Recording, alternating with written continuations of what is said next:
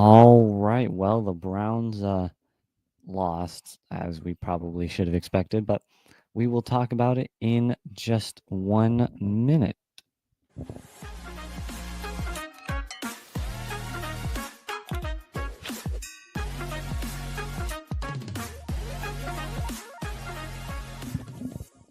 All right. Oh, let me fix my. There we go. My audio is now fixed. Welcome back to Browns Breakdowns, proud partners here of Fanatical Elves Network and Fans First Sports Network. So the Cleveland Browns lost to the Steelers on December 8th. Not a shocker. I don't think really anyone expected the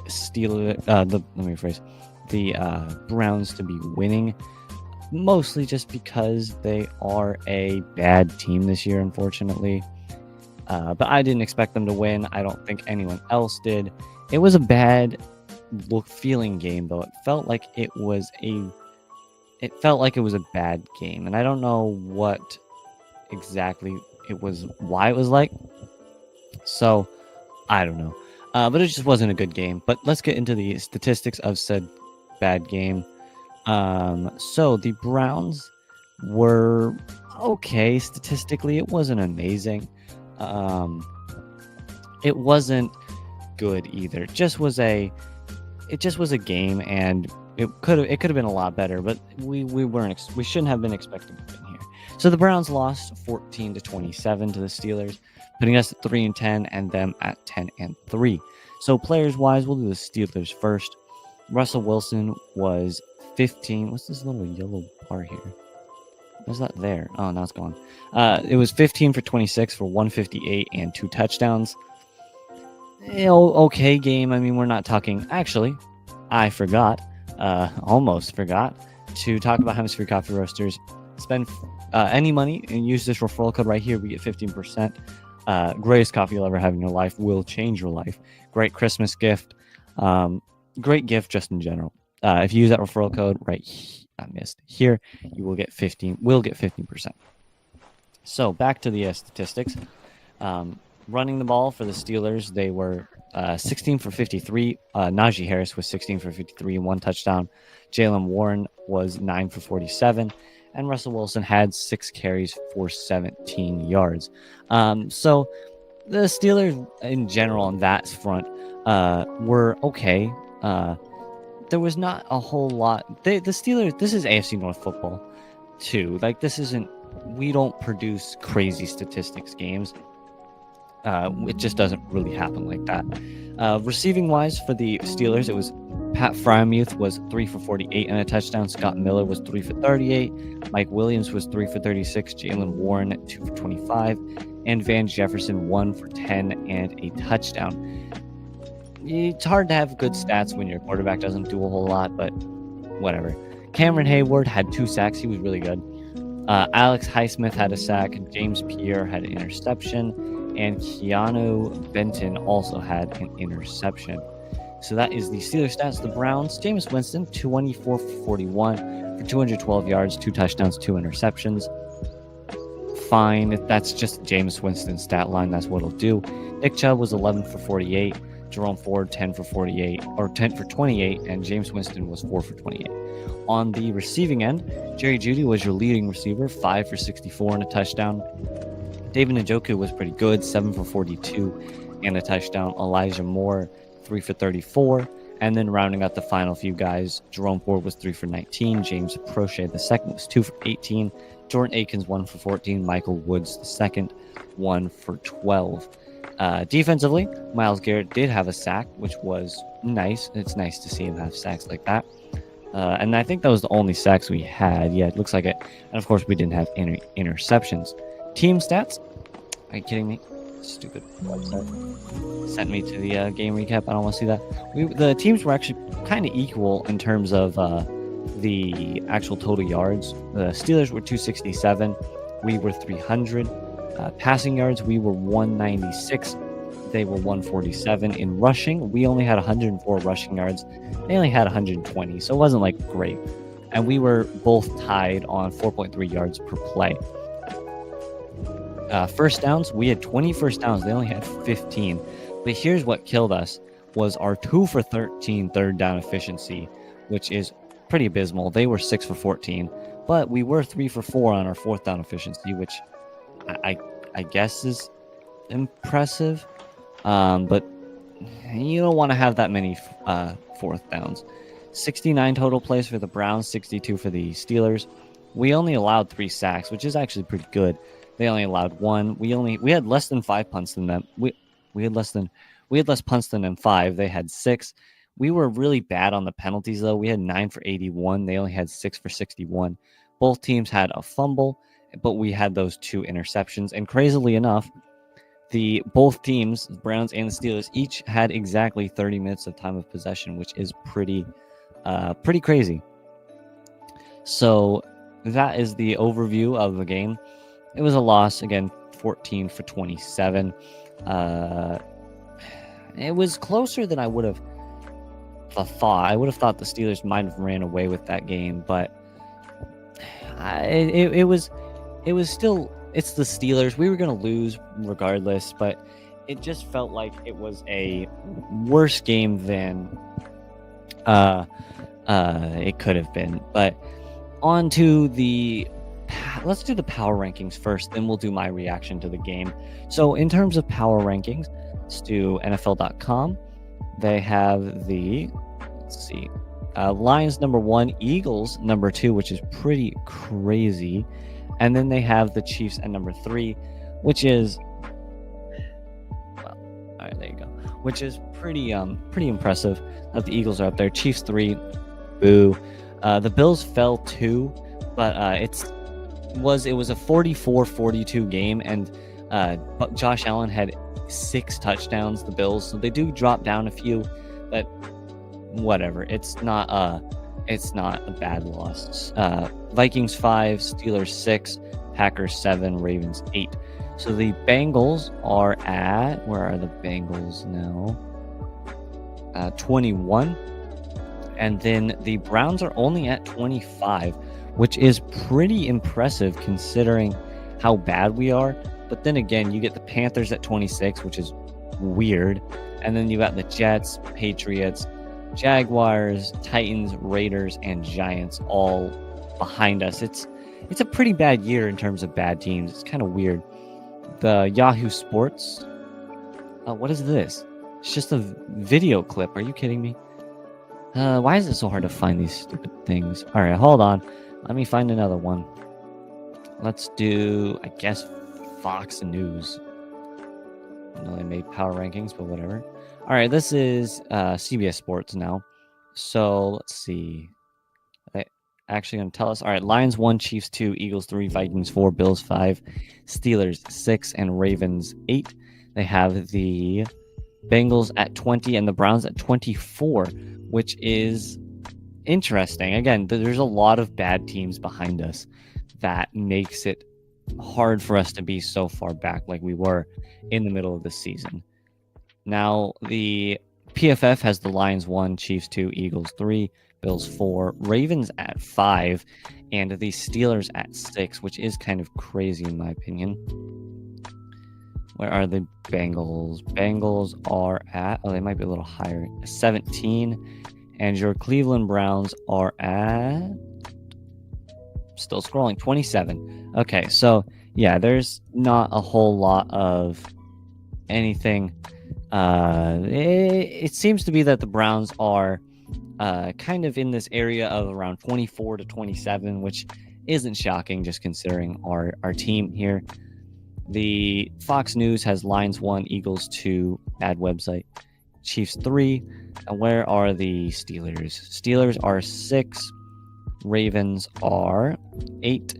The Browns, you will find, Bengals are 19, and the Cleveland Browns you will find at, hold on, still scrolling, 25. So again, same spot, 25. This seems to be where they sit consistently here. We have 2 more. I'll just go right to the Browns. We'll skip everything. Oh, we already did PFF. So Sports Illustrated, we'll just go straight to the Browns here. They have the Browns at Ravens at 7 and I know people care about the division. Steelers at 5 as well. Where are the Browns? I can't scroll on this website because of 8 gajillion pop-up ads. This is okay. Come on, man. The pop-up ads are outrageous. All right, here we go. And then 27 is where the Browns are. So again, not shocking. If you want to know my personal power rankings, I have the Browns at 26. I have the Steelers at 5. I have the Ravens at 7. And I have the Lions as the number 1 team in the NFL. So that is my power rankings. If you were curious, the Browns are good, unfortunately, and it's just weird putting them at such a high number of 26 and 27 because there's so many bad teams this year. It's just really odd. But let's do the advertisements really quickly, so we will be right back.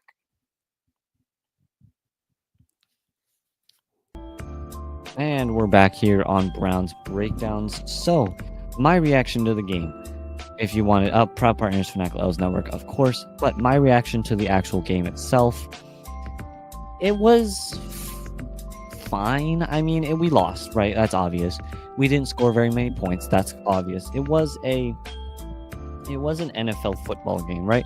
It wasn't going. We historically, like I said, we historically lose one game to the Steelers and win another. Historically speaking, it's pretty consistent. Now, realistically, every single team should have around a 500 record within division rivals, just considering how they work, how they play them twice. So in theory, if you look through every single NFL team, in division rivals should have around a 500-ish record. Teams like the Patriots and the Chiefs now, and these teams that were good for a long period of time, or in their divisions, there are 3 really garbage teams that they just can't do anything. You'll see some more skewed numbers, but consistently you'll find that a 500 record is more or less where each team will sit within division rivals. Now, AFC North football ends up turning into this. AFC North football usually has much closer to 500 football, but we won our game against the Steelers. That's all that matters. Jameis Winston was Jameis Winston. Not much to say. Unfortunately, he's not obviously the answer. Everyone should have expected that. I think, though, Jameis Winston is going to be important next year. If he isn't here next year, we will bring in somebody who will play. I think we'll draft a quarterback in the first round. We will let him sit on the bench for a year under a mentor. Hopefully, Jameis Winston. I think Jameis Winston is a very good mentor. I think he will be a really good mentor for whoever we end up drafting, if we draft anyone, of course. But I think we'll draft a quarterback, sit him for a year, and maybe we don't sit him. I don't know. Maybe we just figure whatever, throw him on the field, go for it. Why not? I don't think that's the best idea, in my opinion. I think it is a better idea to let them sit for a year, take the Jordan Love approach, or take the... but then again, if you look at Bo Nix, you see he's doing amazing. Rookie of the year, probably. Same with Jaden Daniels.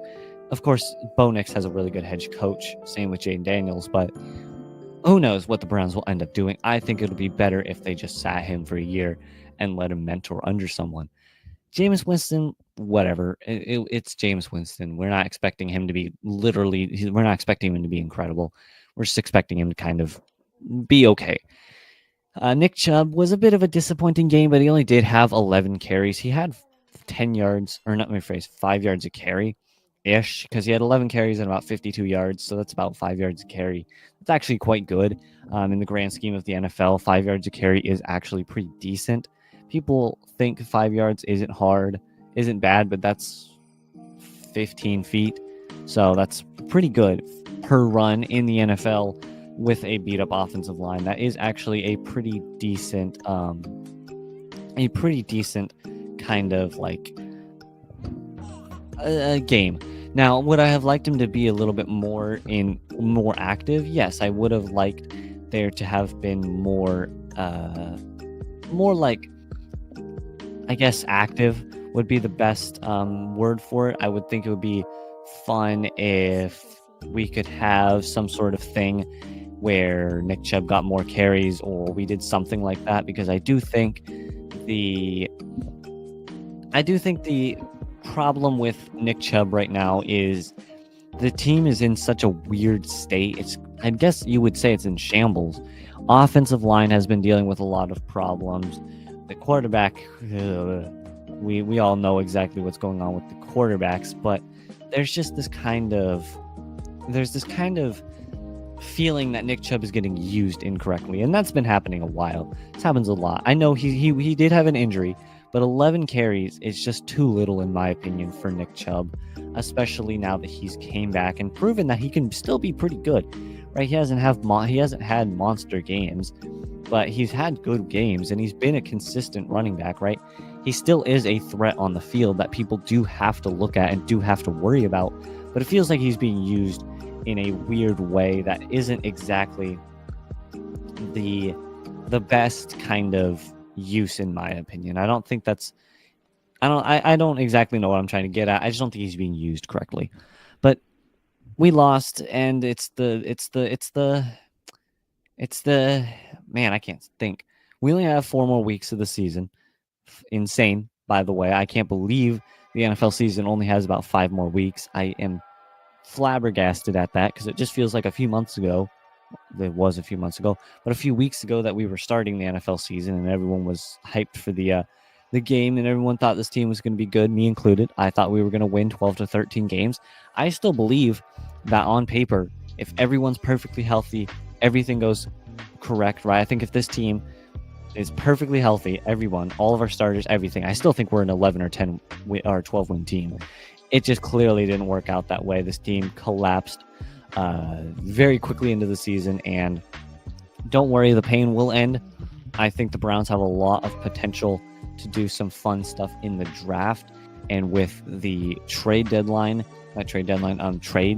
the offseason, I think we definitely have we have a good opportunity to make some moves and fun little things here in the draft and in the upcoming off seasons. But that's in the future. The Browns still have 4 more weeks. We still have to play the Bengals one more time. I think I don't actually have the schedule pulled up. I know we have to play the Ravens. I know we have to play the Chiefs. With how the Browns have done, who knows? Maybe we'll beat the Chiefs. That'd be hilarious. We play the Chiefs on the 15th. It's a Monday. Oh, no, that's not Monday Night Football. Wrong game. We play the Chiefs on the 15th, the Bengals on the 22nd, Sunday Night Football against the Dolphins on the 29th, and then January 5th, last game of the season, against the Ravens. So that's the rest of the schedule here. It's pretty brutal with the teams we have to play, because we have to deal with the Chiefs. Loss, let's be honest here. The Chiefs aren't losing another game. Bengals, probably a loss. Dolphins is interesting. I think that's a potential for another win. Personally, I don't think we want the Browns to win. I know it sucks. I really don't think the Browns should win another game. I think it'd be very important if the Browns decided to tank, for lack of a better word, and just lost these last 4 games. There's no reason for us to win. We're not competing for anything. We're not doing anything. Why wouldn't we just lose to the Chiefs, lose to the Bengals, lose to the Dolphins, and lose to the Ravens, go 3-14, take our top 5 draft pick, and move on with our lives? I think that's the best idea. I think there's literally nothing here in these next 4 games for us to win, right? Like, what are we winning if we beat the Dolphins? What do we get? We get absolutely nothing out of a win against the Dolphins. What do we get if we beat the Ravens? Whatever. But what do we gain from beating the Chiefs? What do we gain? We're not going to. But what do we gain from beating the Chiefs? What do we gain from beating the Bengals? What do we gain from beating the Dolphins? There's literally no benefit to winning games, at least from a fan and a business perspective. Of course, the players want to win. That's obvious. All the players should want to win. Personally, I think it's a very dumb idea if we continue to win. I think we should lose these next 4 games, because there is literally no point. If we win another game, that's going to push us up to a 11th or 12th draft spot, which is still good, but it's much higher than it could be if we continue losing. And over the course of the next 4 weeks, a lot of these 3-10 teams are going to win another game-ish. It's hard to lose all 4 games, but who knows? It's a tough season, and it sucks, but it's the Browns for you. So I'm all out of time here. Let me pull up my. We might as well put a pain. Let's just put a pain for the rest of this, because it's pretty painful. But let's just wrap it up here. I hope you all enjoyed. I will be back on the. Let's see. I will be back on the 14th, Saturday the 14th. I will be back on the 14th. So, Merry Christmas, everybody. I hope everyone has a great rest of their day, and I will talk to you guys on the 14th. Peace. Here's Nacho.